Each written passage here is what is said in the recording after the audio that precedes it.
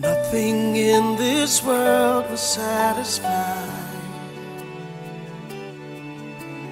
Jesus, you're the cup that won't run dry.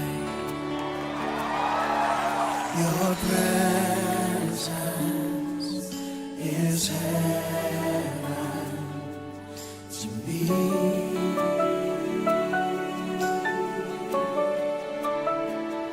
Oh God, your presence is heaven to me. You're the treasure of my heart and of my soul. In my weakness, you are merciful. Redeemer of my past and present woes. Oh, holder of my future days to come. Your presence is heaven to me.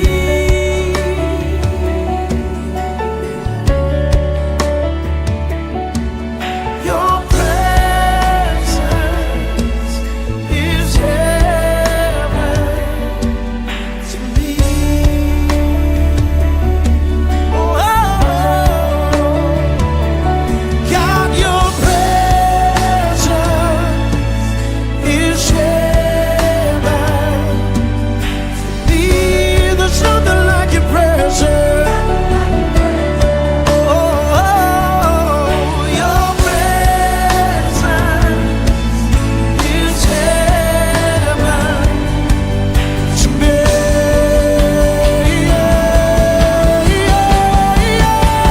So we're singing, oh Jesus, oh Jesus. Your presence is heaven to me. Oh Jesus,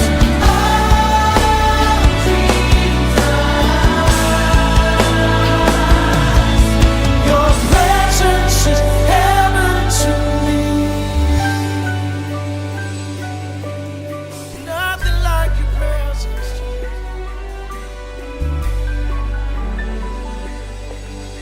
So all my days on earth I will await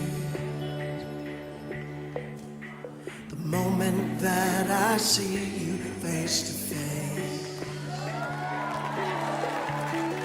Nothing in this world will satisfy. Jesus, you're the cup that won't run dry.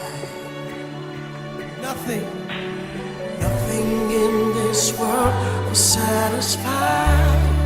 Oh Jesus, Jesus, you're the cup that won't run dry. Yeah, yeah. Jesus, you're the cup that won't run dry. Yeah, your presence is heaven to me.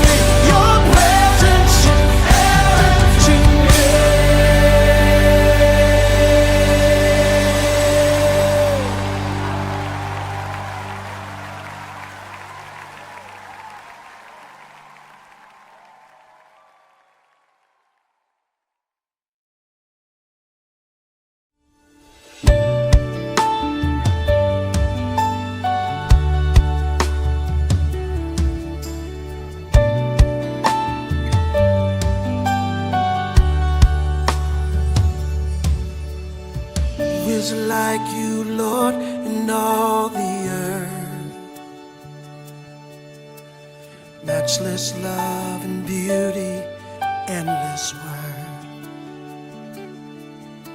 But nothing in this world will satisfy. Jesus, you're the cup that won't run dry. Your presence is heaven to me.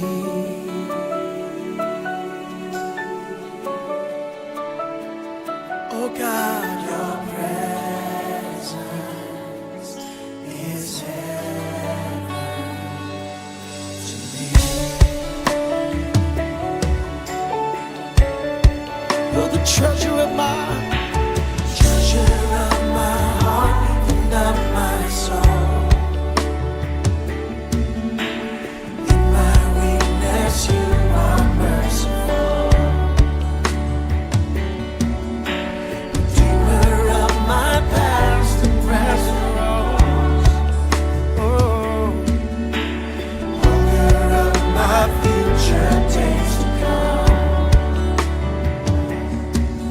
Your presence is heaven to me.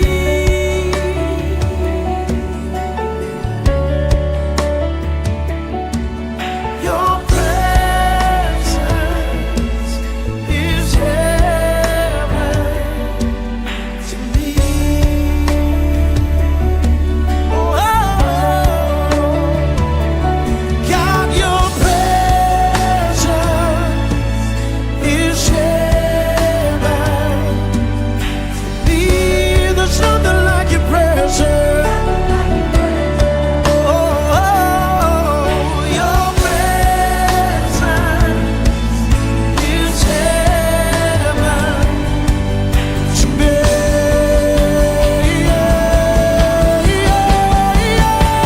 So we're singing, oh Jesus, oh Jesus.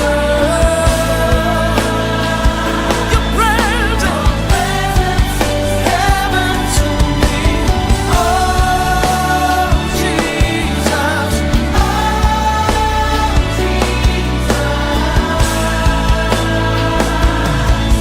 your presence is heaven to me.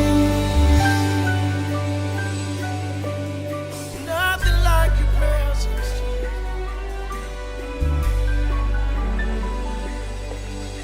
So all my days on earth I will await the moment that I see you face to face. Nothing in this world will satisfy. Jesus, you're the cup that won't.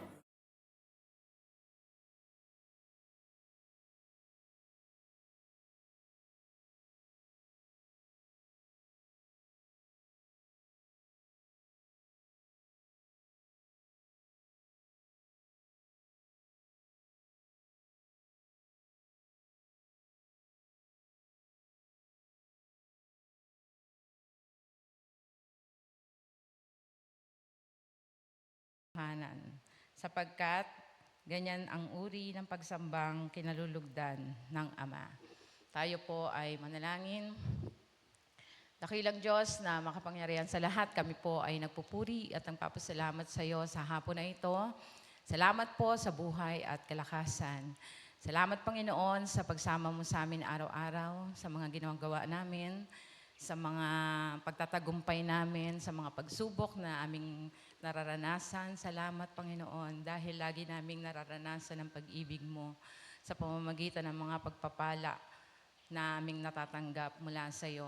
Kami po, Panginoon, ay humihingi ng tawad sa aming mga nagawang kasalanan. Kung kami man ay nasumpungan mo na nagkasala sa iyo, Panginoon, linisin mo po ang aming puso, ang aming isipan, upang sa aming pagsamba ngayong hapon ay maunawaan, maranasan namin lalo't higit ang iyong salita na mahahayag ngayong hapon ay maging pagpapala sa amin upang sa aming paglago. Spiritual, Panginoon, ito po, Panginoon, ay aming mapanghawakan. Lord, sa iyo namin pinagkakatiwala ang aming pagsamba ngayon at patuloy na samahan mo kami hanggang mamaya sa aming gawain. Salamat po, Lord. Ito pong aming dalangin sa pangalan ni Jesus. Amen. At ngayon naman po ay inaanyahan po natin ang ating Damascus Encounter para po sa ating pag-aawitan.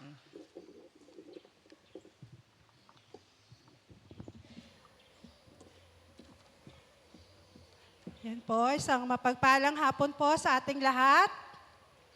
Para pong malungkot tayong lahat. Isang mapagpalang hapon po sa ating lahat. Yan. Ngayon, ito po ay pag-alala natin sa panahon na ang Panginoong Jesus ay naghirap, ipinako sa krus. Kaya po, dahil po sa ating mga kasalanan. Kaya po, tayo nandito upang alalahanin natin ang araw na ito na naging makabuluhan para po sa ating lahat. At sa hapon pong ito, tayo po ay sama-samang umawit at magpupuri sa pamamagitan po ng ating pag-aawitan.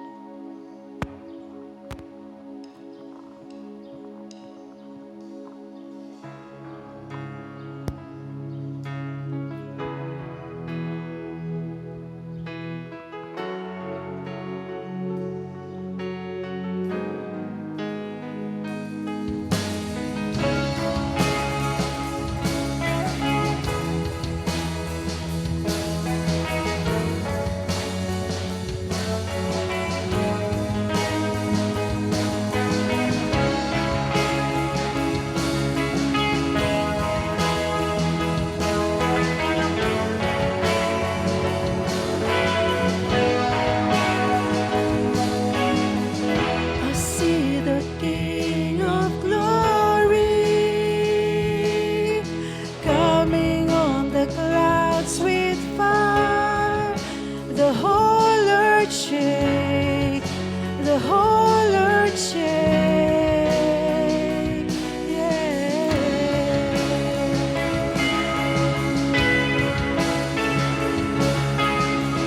I see His love and mercy washing over all my sin. The people sing, the people sing, Hosanna,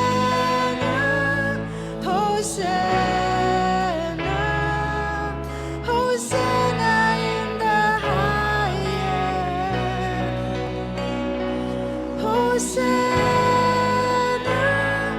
Hosanna, Hosanna in the highest.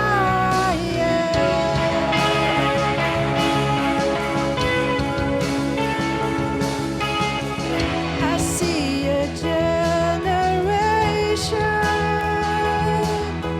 rising up to take the place with selfless faith, with selfless faith. I see a new revival stirring as we pray and sing. We're on our knees, we're on our knees. Hosanna, Hosanna, Hosanna in the highest. Hosanna, Hosanna, Hosanna in the highest. Hosanna, Hosanna, Hosanna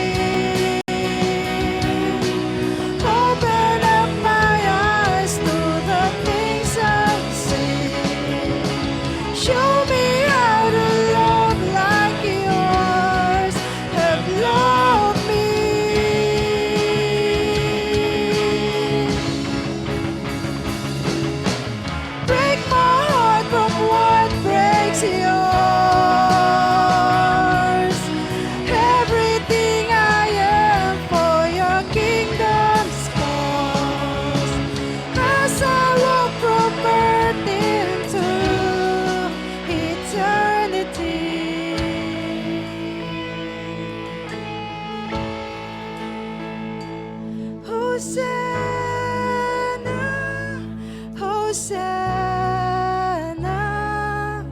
Hosanna in the highest.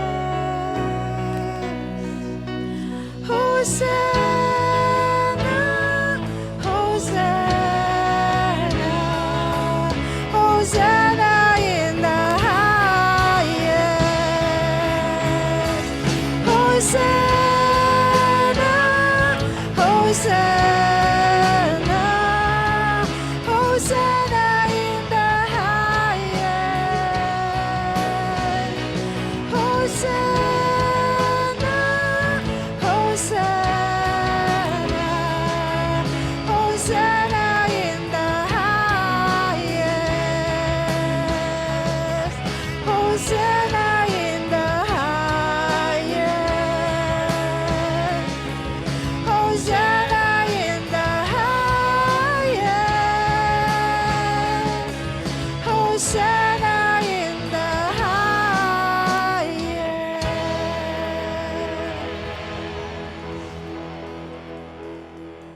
Patuloy po tayo sa ating pag-aawitan.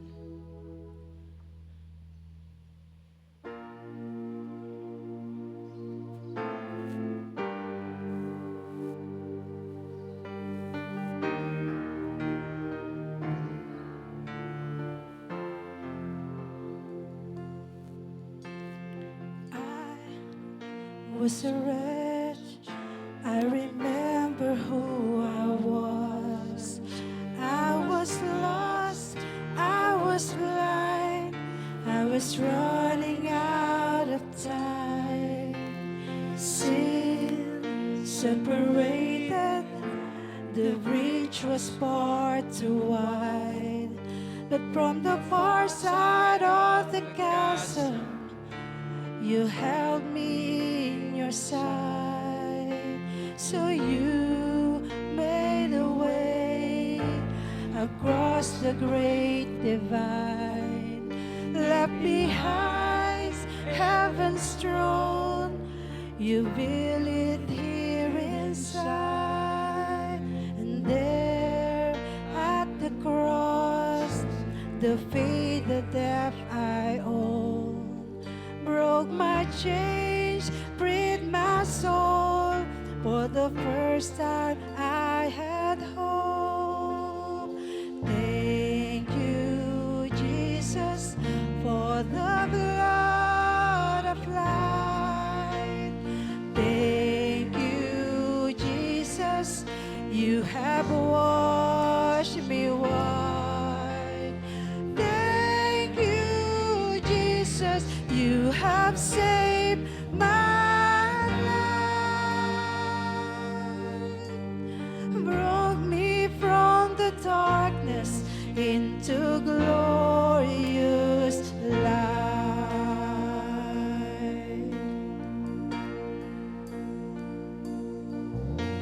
You took my place, laid inside my tomb of sin. You were buried for 3 days, but then you walk right out again. And now death has sting, and life has no end. Where I have been transformed by the blood of the Lamb. Thank you, Jesus, for the blood of life. Thank you, Jesus, you have set me white. Thank you, Jesus, you have saved my life. Brought me from the darkness into glorious light. There is nothing stronger for the wonder-working power of the blood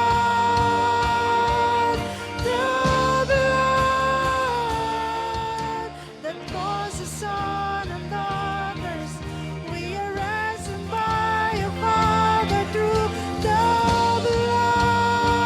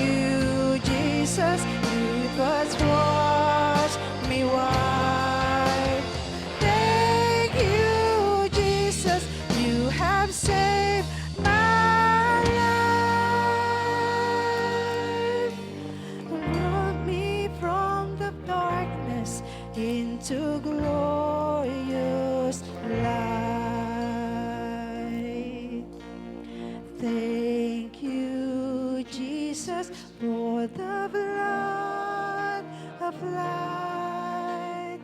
Thank you, Jesus, it was washed me white.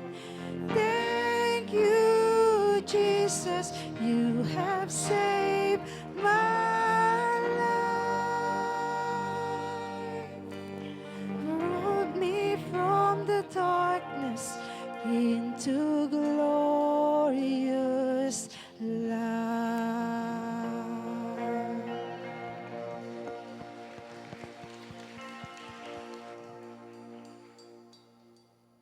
Manatili po tayo sa ating pagkakatayo at ating pong pakinggan ang mensaheng pagbabatayan ng salita ng Diyos na mahayag ngayon. At ito po ay matatagpuan sa Lucas 22:19-20.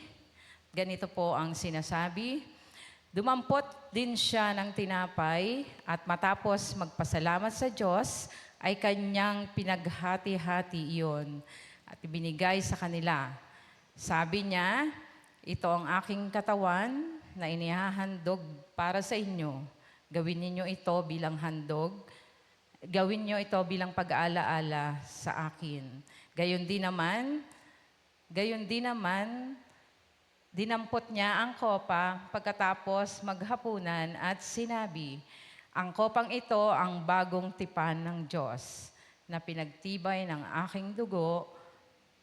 Ang aking dugo ay mabubuhos alang-alang sa inyo. Gayon din naman sa unang Korinto, chapter 10, verse 7, sabi dito, huwag kayong sasamba sa mga Diyos-Diyosan, gaya ng ilan sa kanila. Ayon sa nasusulat, umupo ang tao upang kumain at uminom at tumayo upang sumayaw. Pinagpala po tayo ng Panginoon sa pagkabasa at pagkarinig ng kanyang mga salita.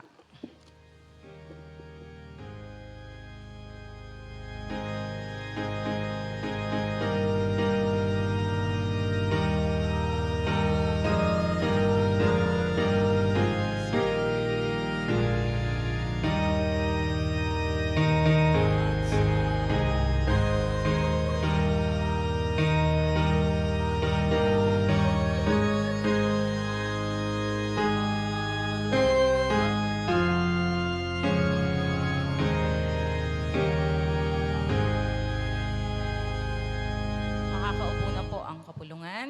Ngayon naman po ay ihanda natin ang ating puso at isipan sa pakikinig po ng mensahe ng Diyos na dadalhin po sa atin ng ating Presbitero J.J. Baluyot. Magandang hapon po sa ating lahat. Ayan, parang malungkot nga tayo ah. Magandang hapon po sa ating lahat. Ayan. Ayan po. Isang pribilehiyo po palagi na tumayo sa inyong harapan upang ipahayag ang salita ng Diyos. Muli po nating basahin ang teksto na pagbabatayan po ng mensahe natin ngayong hapon. Ito po ay matatagpuan sa unang Korinto 10:17. Ito po ang sinasabi. Clicker check. Mukhang Kerishwan. Patulong na lang po. Ayan. So, hayaan niyo pong basahin ko sa English. Since there is one loaf, we who are many are one body, for we all partake of the one loaf. And in Luke chapter 22, verse 19-20, sabi naman po ay, and when he had taken some bread and given thanks, he broke it and gave it to them, saying, this is my body which is being given for you. Do this in remembrance of me. And in the same way, he took the cup after they had eaten, saying, this cup which is poured out for you is the new covenant in my blood. Pagpalain po nawa ang pagkabasa ng kanyang mga salita. Tayo po'y dumulog sa ating Panginoon, tayo po'y tumungo at manalangin. Maging kalugod-lugod nawa aming Panginoon ang aming pagbulay-bulay ng inyong mga salita. Buksan niyo po ang aming puso at isipan upang tanggapin at alalahanin ang mensahe mo. Mensahe ng inyong kaligtasan sa amin. Salamat po aming Panginoon sa pangalan ni Jesus. Amen. Ang gawain at ang mensahe po natin ngayon ay pinamagatang Together at the Lord's Table. Naalala niyo po nung 4th Sunday, nung February, nabanggit po ng ating Pastor Art na sa kanyang mensahe na umpisa na po ng ating Lent season or the season of Lent na parte po ng ating Christian calendar. Ang season of Lent po ay nagpapaalala sa atin kung ano ang finished work of our Lord Jesus Christ at ang dakilang pag-ibig ng Diyos sa pamamagitan ng ating Panginoong Hesus.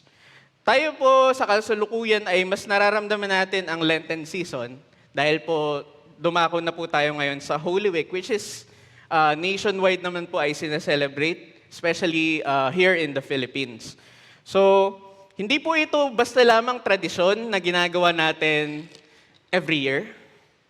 Hindi po ito basta lamang panahon kung saan nangyayari lang siya taon-taon. Kundi ito po ay nagpapaalala sa atin kung paano kumikilos, at kikilos ang ating Panginoon sa ating mga buhay at sa atin bilang isang iglesia. According nga po kay James F. White, isa pong theologian at nagfo-focus po siya sa liturgical studies, sabi niya, the liturgical year, or what we call the Christian calendar, reflects the very nature of Christian prayer and our relationship to God. Much of its power, as is true of daily prayer, comes through reiteration. Year after year, week after week, hour after hour, the acts of God are commemorated and our apprehensions of them deepen. This cycle saves us from shallow spirituality based on ourselves by pointing us to God's work instead. Ibig sabihin po, ginagawa natin to upang mas lumalim po yung pagkakilala natin sa Panginoon. Inaalala natin ang pagkilos ng ating Panginoon, pero hindi lamang siya cycle every year. Hindi lamang siya tradition every year. Lagi lang magre-repent or magre-reflect during lang ba ng Lenten season. Kundi ito po ay paalaala sa atin na taon-taon ay nakikita natin at mas lumalalim yung ating pananampalataya by reminding ourselves of how God works in our lives. Ang mga panahon ito ay naglalayon na lumalim ang ating relasyon sa ating Panginoon sa pamamagitan ng pag-aalaala sa Kanyang pagkilos, sa Kanyang mga gawa. Ngayong hapon po ay pag-aaralan natin ang banal na hapunan, which is commemorated yesterday, which is celebrated yesterday, or traditionally po tinatawag natin na Maundy Thursday. And sakop rin po ng celebration natin ngayong hapon, which we celebrate today, is the Good Friday, ang paghihirap at pagkapako ng ating Panginoong Hesus sa krus. Ayun, alam ko na yung nasa isip nyo, mahaba na naman to, 2 topic agad. Hindi po! Tatry po natin na mapaiksi ang mensahe ngayong hapon. Pero nawa po ma-reflect natin of how God works in our lives. How God is working and will work in our lives. Bilang isang church, ano bang ibig sabihin ng together at the Lord's table? Balikan po natin ang teksto natin sa unang Korinto 10 hanggang 17. Since there is one loaf, we who are many are one body. For we all partake of the one loaf. Kaya niyo pong basahin ko rin sa Tagalog. Kaya nga dahil iisa lamang ang tinapay, tayo iisang katawan kahit na tayo marami sapagkat nagsasalo-salo tayo sa iisang tinapay. Hindi naman po ibig sabihin niyan ay magsasalo-salo tayo mamaya sa isang tinapay lamang, kundi ito po ay isang figure of speech na ginamit ng Apostol Pablo para nagsisimbolo patungkol sa katawan ng ating Panginoong Jesucristo. We all know that the body of Christ, as we partake, di ba, during the communion, yung bread symbolizes the body of Christ.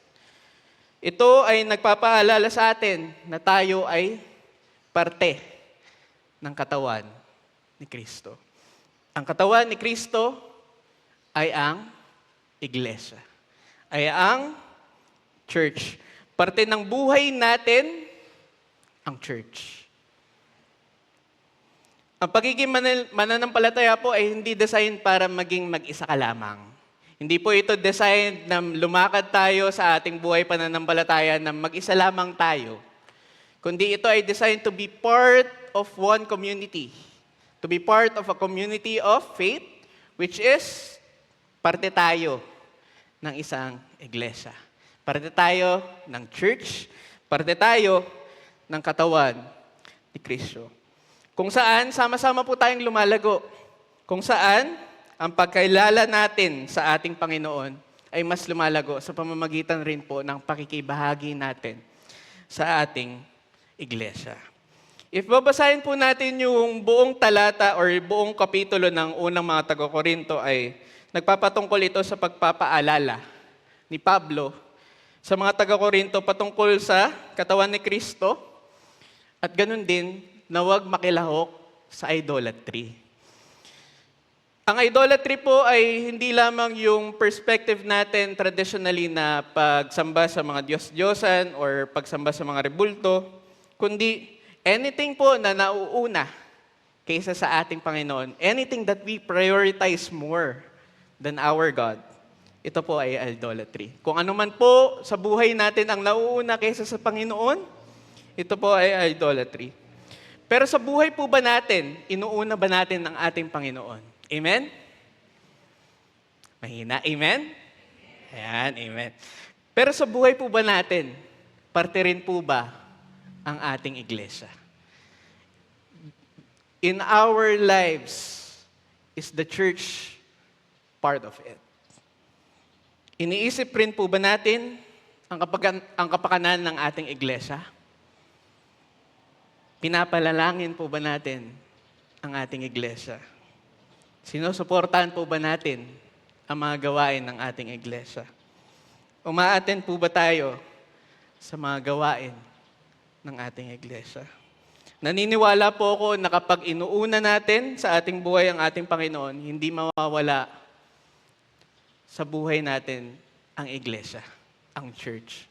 Parte po ba ng buhay natin ang church? Or baka po nalilimutan na natin, may faith tayo sa Lord, may faith tayo sa Panginoon, pero yung church parang dulo na lang. Diba? Dulo na lang kung saan pag naalala lang natin, saka natin ipapanalangin. Pag naalala lang natin, saka natin i-consider sa mga decisions natin in life. Is church a big part of our lives? Sabi ko nga po kanina, kapag po inuuna natin ang Panginoon, hindi po mahihiwalay doon ang malasakit natin sa ating iglesia. Hindi po mahihiwalay doon ang malasakit natin sa ating church. Kaya po ang unang puntos natin, spoiler alert, finlash agad, we are the part of the body of Christ. Tayo po ay parte ng katawan ni Kristo. Parte ka ng church, parte ng buhay mo ang church. Parte ka ng church, parte ng buhay mo ang church.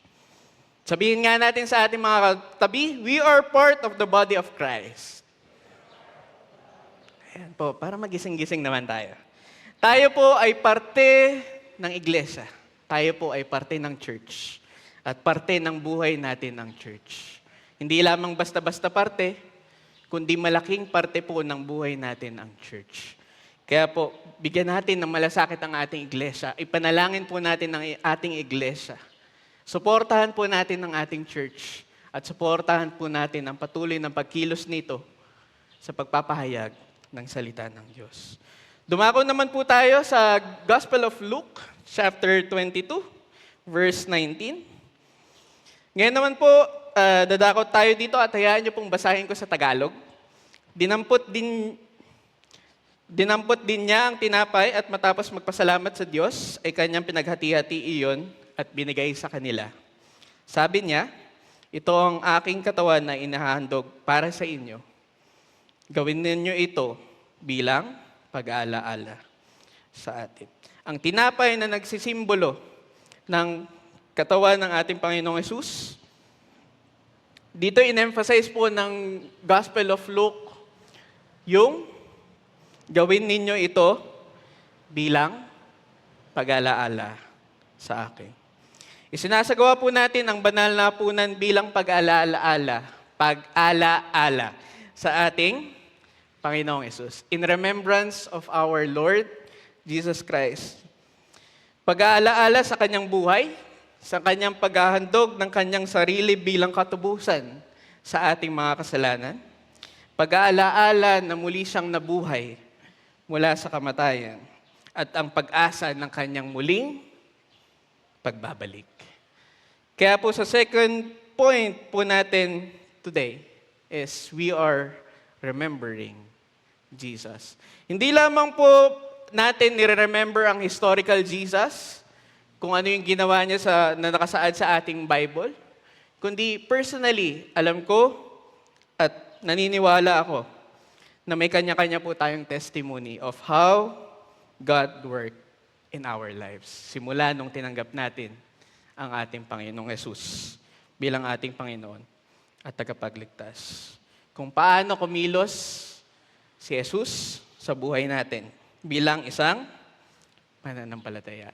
We are remembering how God works in our lives, in our daily lives. Inaalala natin na kapag nung time na mahirap ang buhay, mabuti ang Diyos. Amen? Amen? Ayan, nakakatulog na po ba? So, kahit ang hirap ng buhay, pag naalala natin paano tayo nililigtas at paano kumikilos ang ating Panginoon sa ating buhay, naaalala natin ang kanyang kabutihan. Naaalala natin na mabuti ang Diyos. Amen?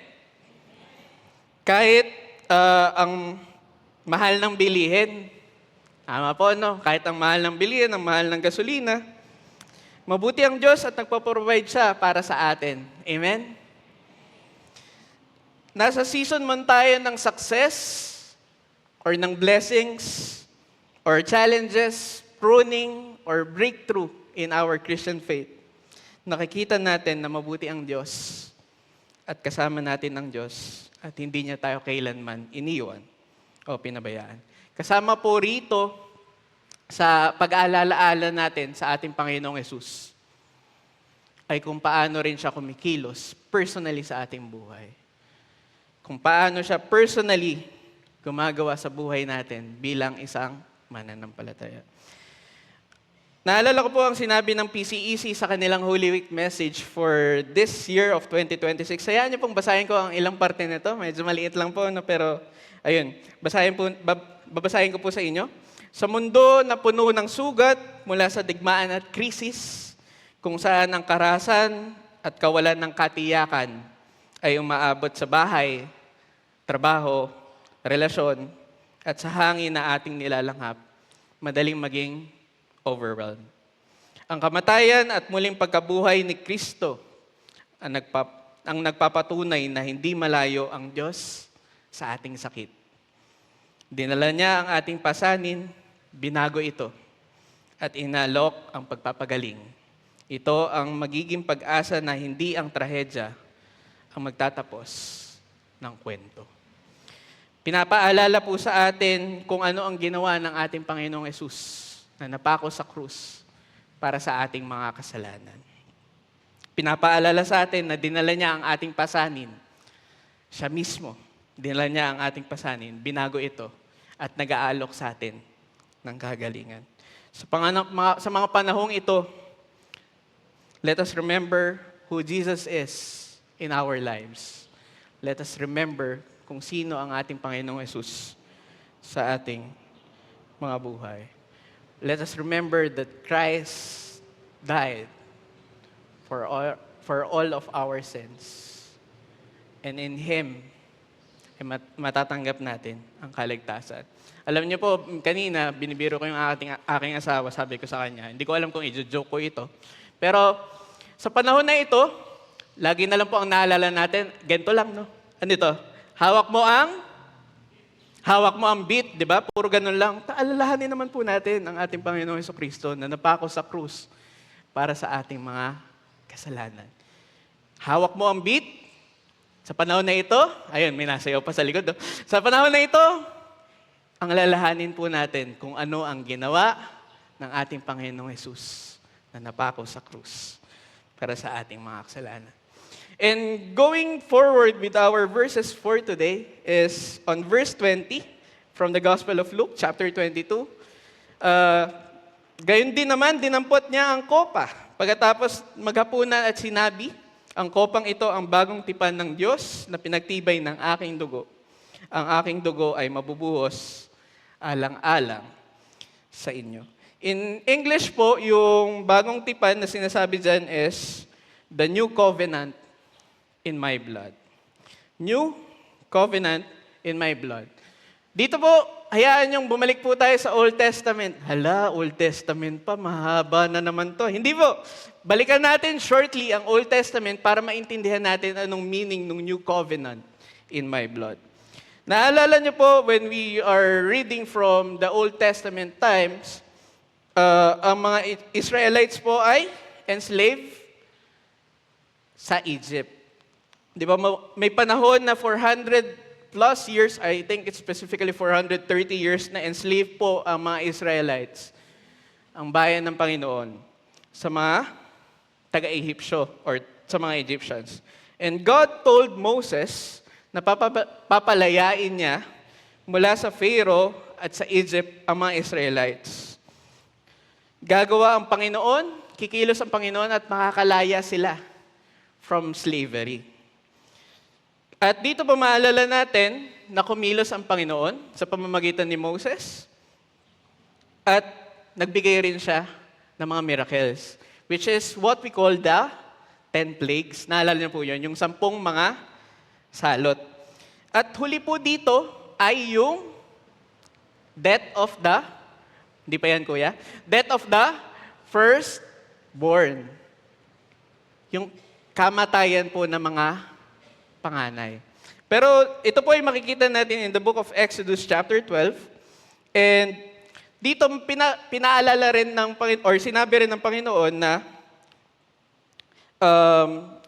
ang mga Israelita ay kailangan pumatay ng isang tupa, isang unblemished lamb, at mark yung mga doorposts nila with the blood of the lamb. Ayan. So, dito po, para hindi mamatay yung mga panganay sa kanilang mga tahanan ng mga Israelites, ay kailangan maglagay sila ng dugo ng isang unblemished lamb, unblemished na tupa, malinis na tupa, at ipahid ito sa kanilang mga doorpost. And if God sees the blood, He will pass over. So, if God sees the blood of the lamb doon sa mga doorpost, He will pass over at hindi po mamamatay yung panganay sa kanilang household.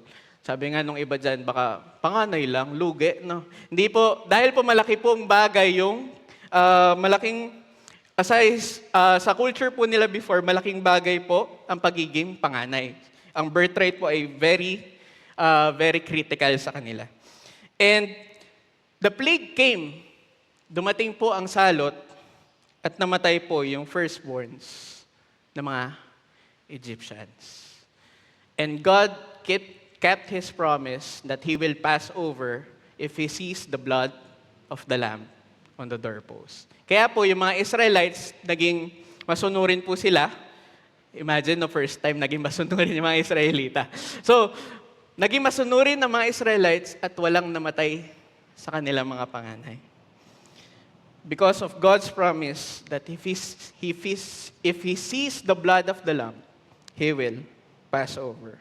And after this plague po, after ng salot na ito po, pinalaya na ng Pharaoh from Egypt, out of Egypt, ang mga Israelites. At ito po ay itinatawag nating Passover. If you will read on the latter part of Exodus chapter 12, ito po ay nirecognize bilang ang Passover, which every Jew will celebrate every year sa pag-aalala ng pagkaligtas nila mula sa pagkaalipin ng mga Egyptians. And alam niyo po ba bakit ko pa kinuwento yung storyang ito? Because the day when Christ died, the day when Jesus died, they were celebrating the feast of the Passover. Yung panahon na namatay ang ating Panginoong Hesus, napako sa krus para sa ating mga kasalanan. It's the celebration of the feast of the Passover. This is why John described him in John 1:29. Behold, the Lamb of God who takes away the sins of the world. The bad news of the Good Friday is we will die because of our sins. And we are not talking about physical death here. Pinag-uusapan po natin ay walang hanggang kamatayan sa impyerno dahil sa ating mga kasalanan. Pero the good news is the Lamb of God died in our place. The Lord Jesus Christ died in our place. By His blood, we are cleansed from all our sins. And by faith in Jesus, we will be saved. Death will pass over because of the blood of Jesus.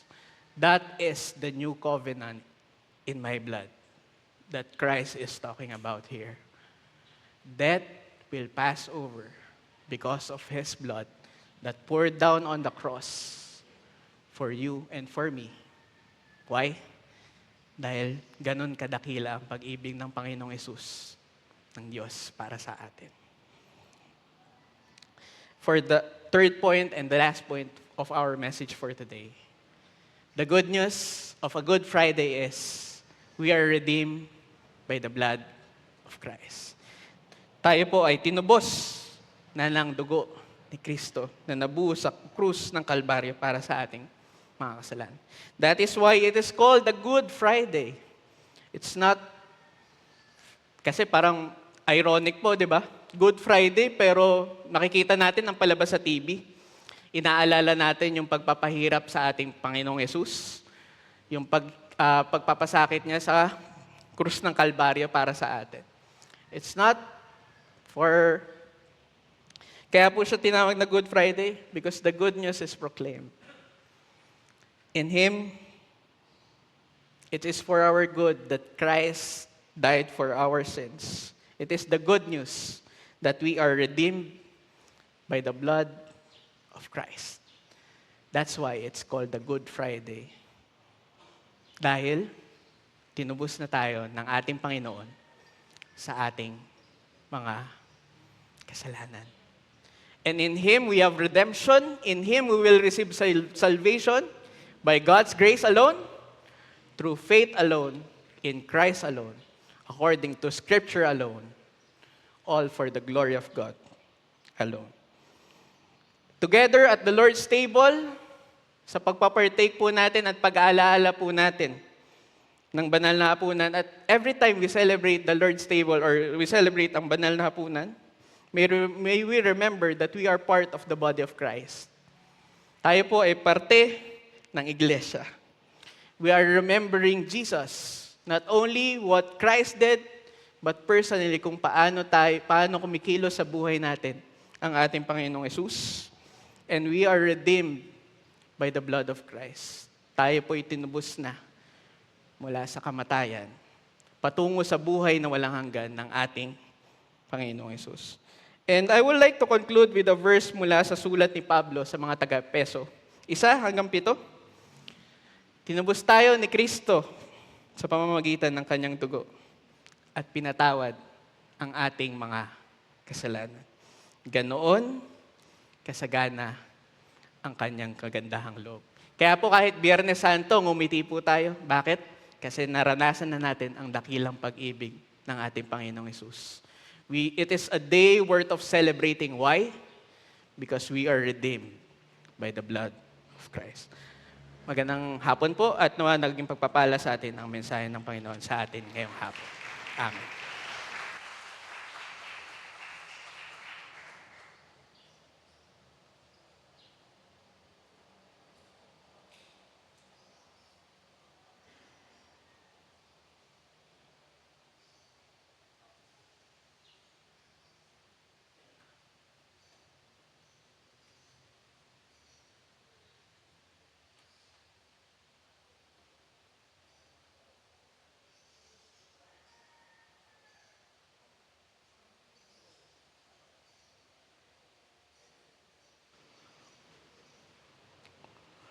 Inanyahan po ang mga elder at ang mga pastor na samahan ng inyong lingkod.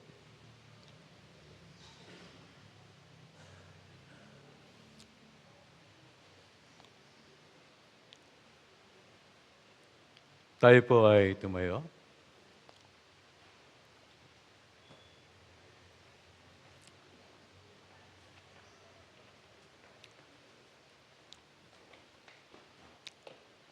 Tayo manalangin, dakilang Diyos amang makapangyarihan sa lahat sa mga sandaling ito, Panginoon. Ay patuloy kami mag-aalaala sa iyong mahalagang kamatayan at paghahanda namin sa iyong muling pagkabuhay.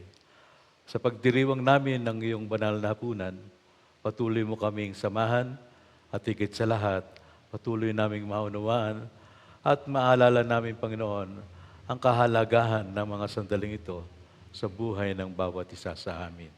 Ito po ang aming dalangin sa tanging pangalan ni Jesus. Amen. Nang Panginoong Jesus na gabing siya'y pinagkanulo, ay dumampot ng tinapay at pagkatapos na siya'y makahapon, ay kanyang dumpot tinapay at kanyang pinagputol-putol at sinabi, ito yung aking katawan na pinagputol-putol dahil sa inyo. Gawin niyo ito sa tuwing kayo magsisikain sa pag-aalaala sa akin. Gayun din, pagkatapos na makahapon ay hinawakan niya ang saro at sinabi, ang sarong ito ay isang bagong tipan sa aking dugo. Gawin niyo ito sa tuwing kayo magsisiinom sa pag-aalaala sa akin at pagpapatibay ng bagong tipan na aking inilaan para sa bawat isa sa inyo.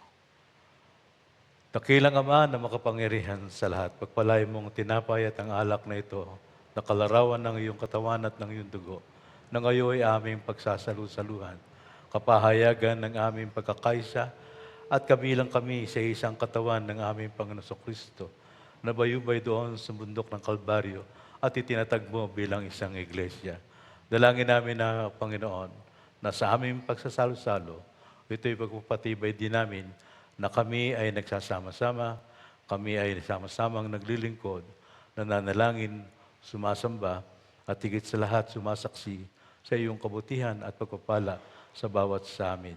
Pagpalain mo ang tinapay, pagpalain mo ang katas ng prutas na ito upang patuloy naming madama ang iyong ginawa para sa bawat sa amin sa pamamagitan ng iyong bugtong nanak. Sa pangalan ni Jesus, ito po ang aming dalangin. Amen.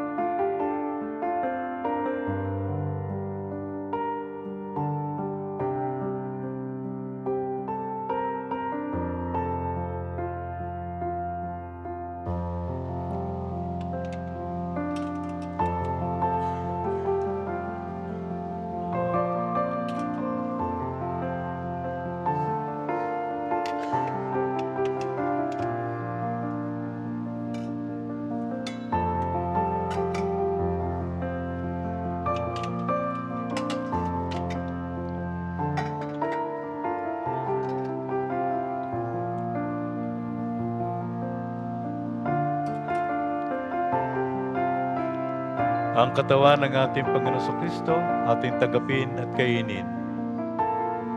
Wala pa. Meron pa.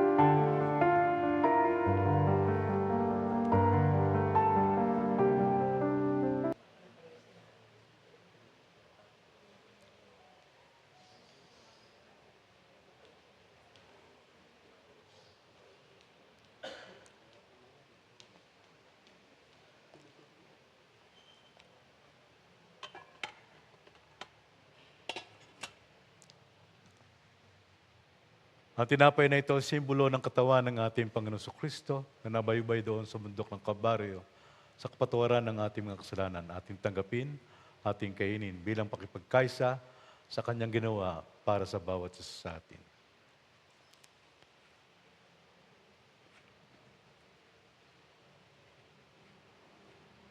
Ang katas ng prutas ay simbolo ng dugo ng ating Panginoon na nabuhos sa bundok ng Kalbaryo bilang pinagtanda-tatak ng kanyang bagong pakipagtipan sa atin. Pagtibayin natin sa pagtanggap ng katas ng prutas ng dugo ng ating Panginoon Kristo.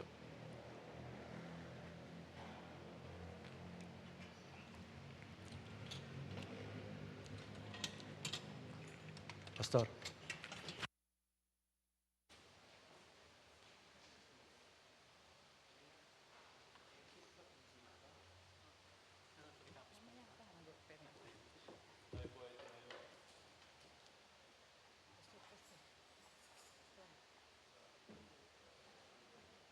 Ay magsitayo.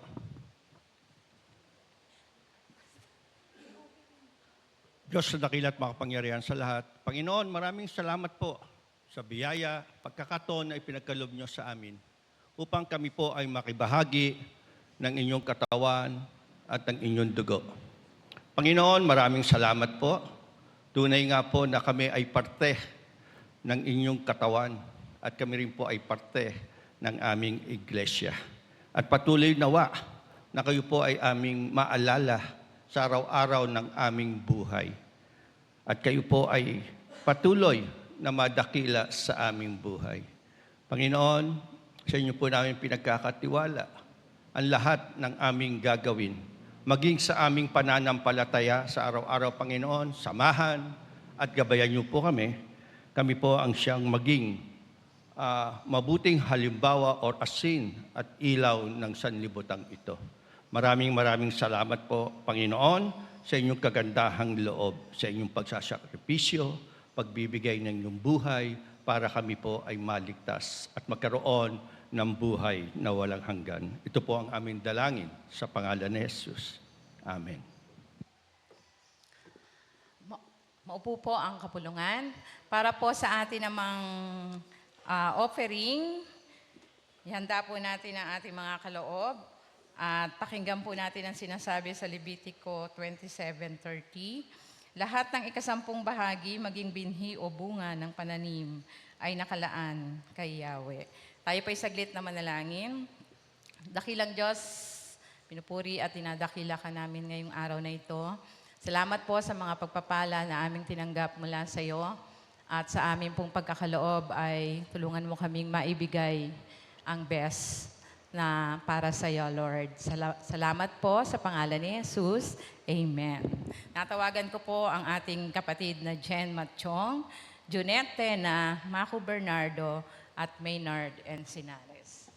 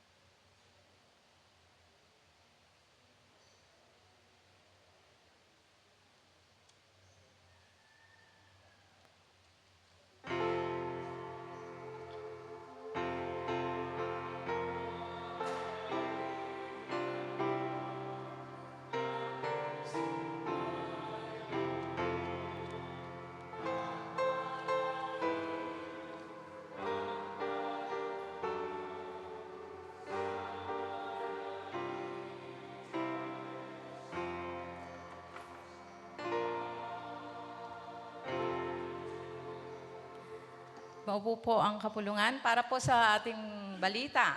Ayan. After po ng ating pananambahan ngayon, tayo po ay may gagawing part 2 ng ating gawain. At yun po ay gagawin natin dun sa labas. Nakita nyo po yung mga bangko doon. Tayo po ay magsasama-samang, magsasalo-salo ng mga pagkain na naandun po. At after po nitong ating pananambahan na ito. At may balita ka pa ba, Pastor? Wala na. Okay po, tayo po ay tumayo para po sa ating pangwakas na panalangin. Natawagan ko po ang ating... may balita po ang ating Pastor Manny.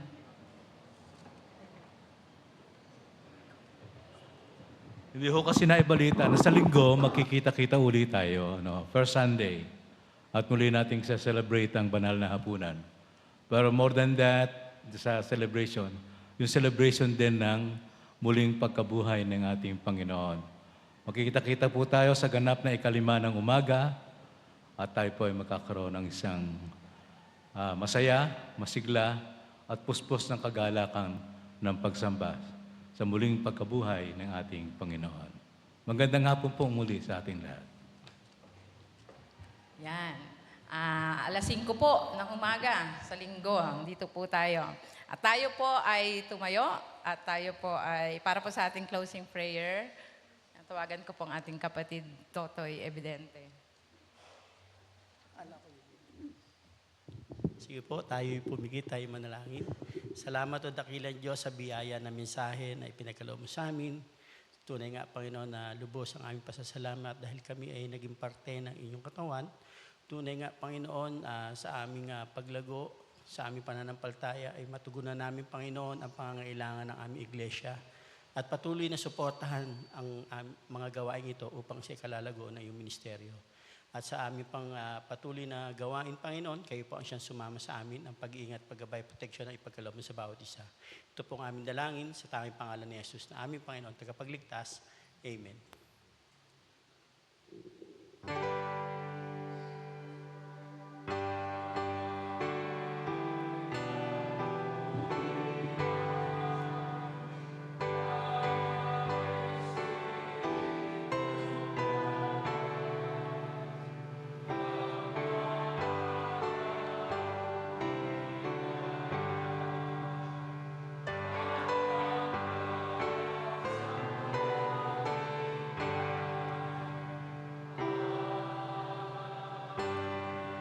Ngayon, tanggapin natin ang masaganang kahabagan at pag-ibig ng Diyos na di masayod ang pag-iisip ng tao, ang pagliligtas ng ating Panginoon Kristo, ang pakisa, pakipisan, at ang paggabay at aral ng banal na Espiritu.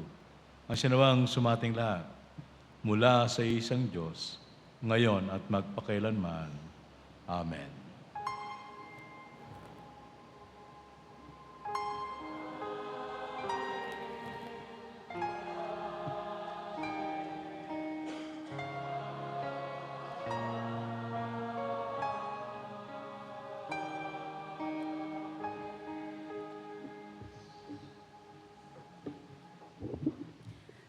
Muli po, magandang hapon. Wala pong uuwi. Dito po tayo, lilipat lang po tayo ng pwesto.